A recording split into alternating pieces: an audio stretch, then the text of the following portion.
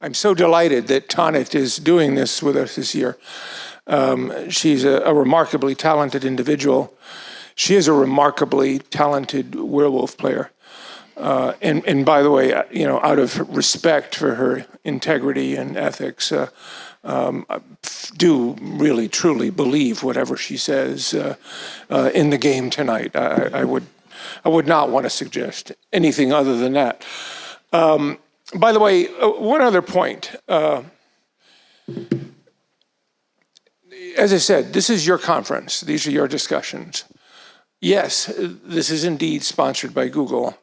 That doesn't mean that you can't have discussions that criticize Google. That's fine to do. I would actually encourage it. I have always over the years, and I have done this for a long, long time, guided folks like, you're not seeing Google logos all over the place, because this really is your conference.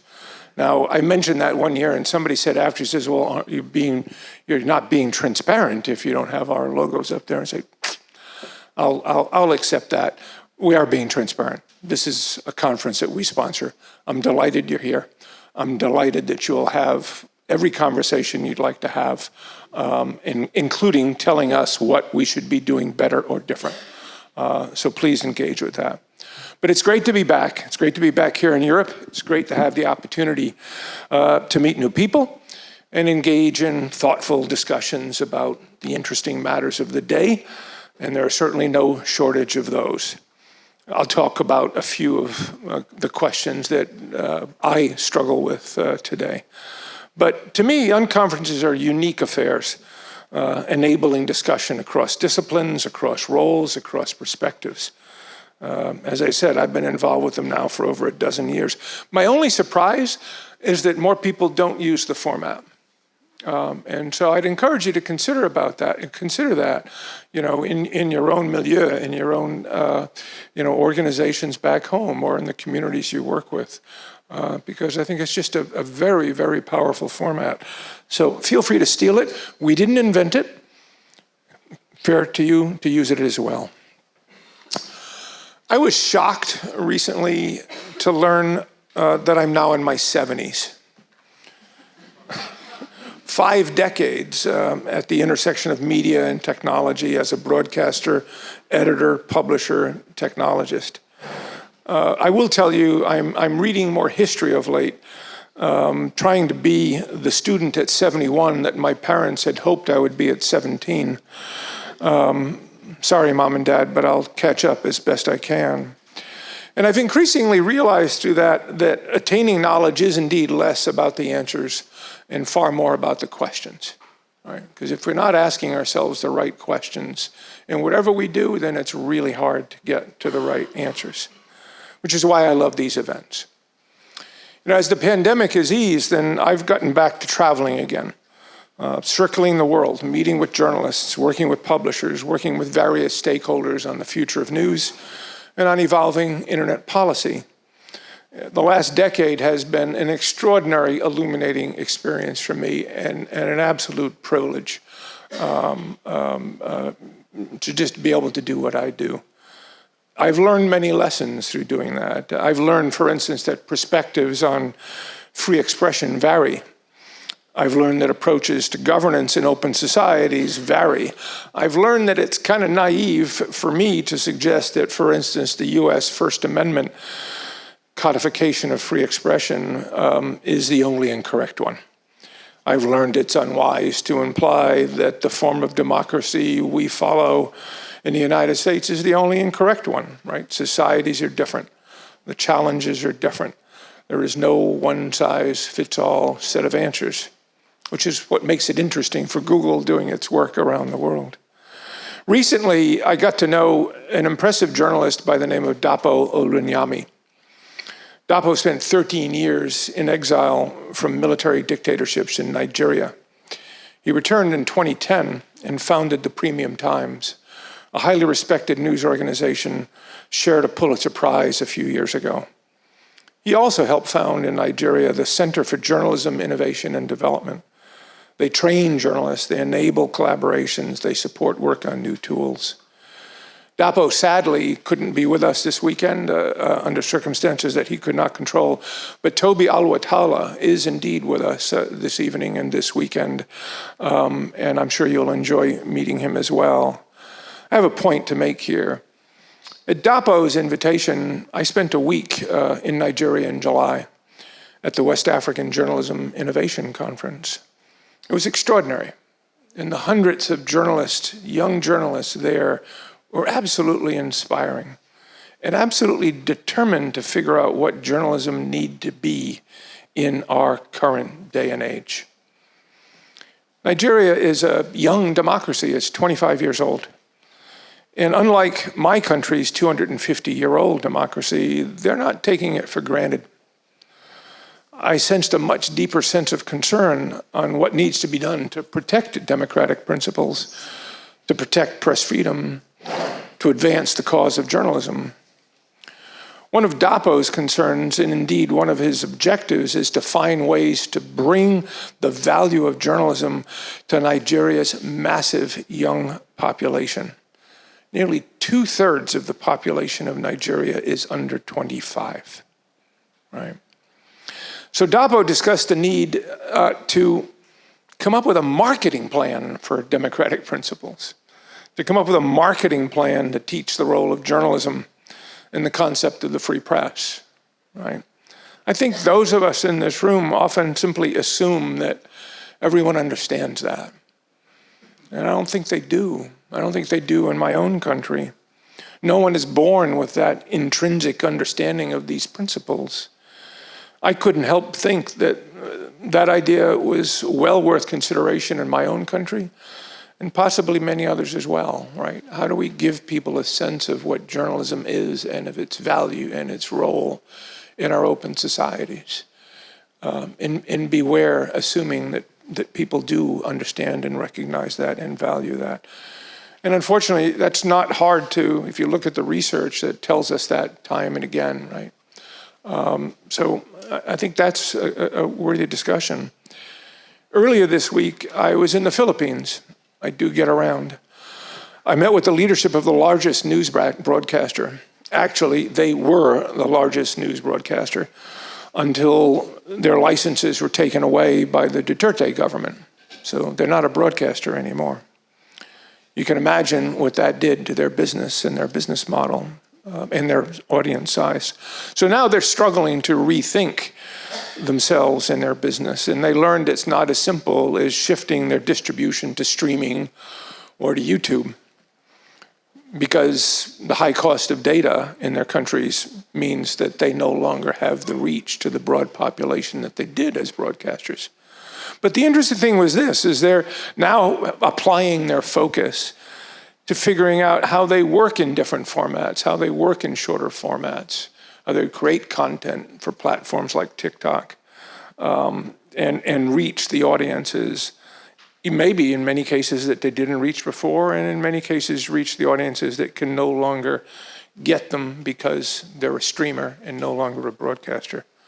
I thought it was a really good case of, in a sense, necessity being a mother of invention.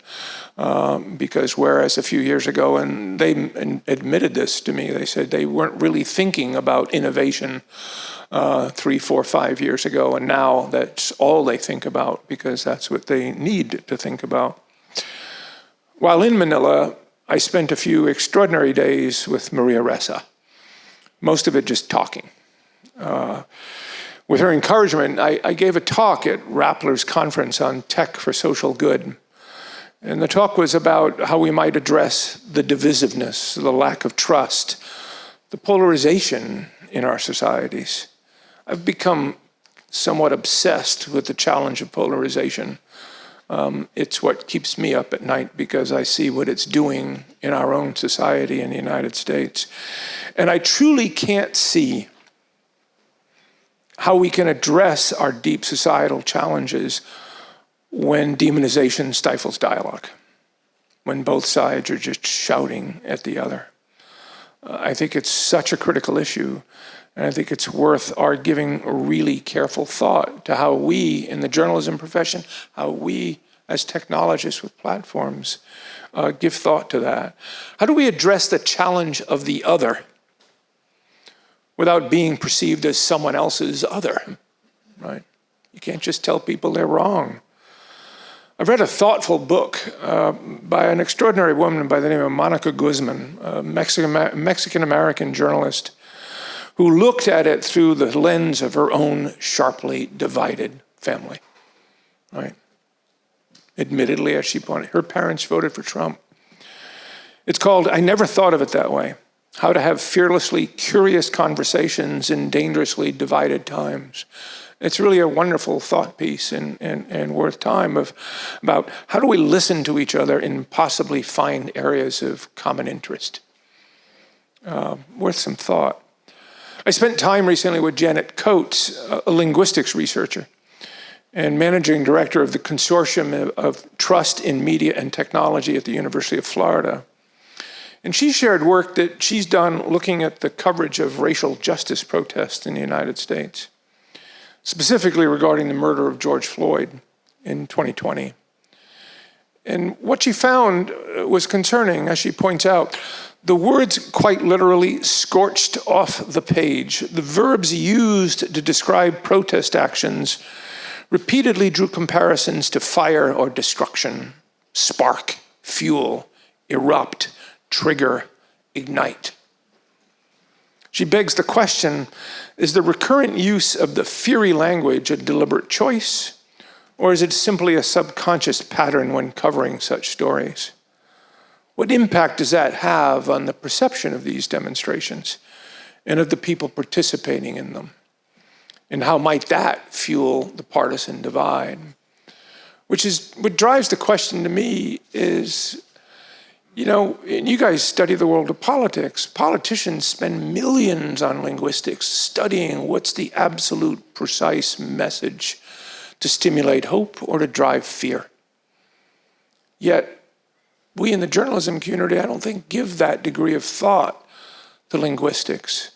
Give that thought to how do we possibly present issues in such a fashion that we try to enhance dialogue and not divisiveness. Again, a worth of thought. There are lots of questions along these lines. I also took note, I don't mean to go on too long, of a mega study, which is a study of studies that was coordinated by Stanford University, on what types of interventions would decrease political polarization. And they said 2 interventions stood out among all others. And I raised them because both actually are valid questions when I think about journalism. The first was to leverage the value of empathy by highlighting relatable, sympathetic exemplars of different political beliefs, as compared to the high conflict personalities that typically are engaged in those debates. You see it in the world of politics, right? You see it in the world of, like in the United States, all the confrontational chat shows we have on the cable news networks. They're even called things like crossfire, right? That's helpful. So, you know, I know that's easier said than done, but it's worth considering. You know, how do we approach stories and how do we select personalities that might help people see the other side, that might help people understand why consensus might be more valuable than winning at all costs? The other intervention is to leverage similarity by highlighting common cross-partisan interests. Does the news publication feature content about non-controversial topics of common interest? This has long proven to work quite well in local news, and I see it working well in local news today, actually, where the value of service journalism on local sports, community events, the new restaurant opening, so on and so forth, on the progression of life from birth to obituary. I work with some local news outlets who tell me that obituaries still drive like significant, almost 10% of their traffic, right? The value of that is that it drives engagement, it helps unify a community, and research shows builds trust in the coverage of the controversial issues, right? In fact, I remember having a discussion several years ago with a colleague at Google. He said, one of the reasons people trusted newspapers back 40 years ago was that the newspaper, which was the internet of its day, had all of this mundane content like sports scores and movie times and all of that stuff, which they got absolutely correct. And that helped gain a sense of credibility in all of the other coverage. That's an interesting thought, and I think something worth us considering. So, I'm not going to go on. We do not lack for interesting subjects to discuss. There are so many. Right? How do we manage free expression in our digital age? And that's a bit of a paradox in and of itself. So hopefully we'll have these kinds of discussions and many, many more. I look forward to the time that we spend together, and I look forward to what I learn from the conversations we'll all have together. So I thank you for that.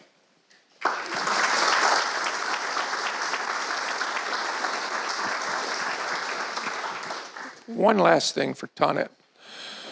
Between the beginning of my remarks and the end, on the side, I was doing some Google searches. And by the way, there were several fact checks that came up about her statement of always being a villager and trust her in the game of werewolf. And the fact checks, again, I honor Tanit, I believe her, but the fact check said dubious, question it. I'll leave it to you. Thank you.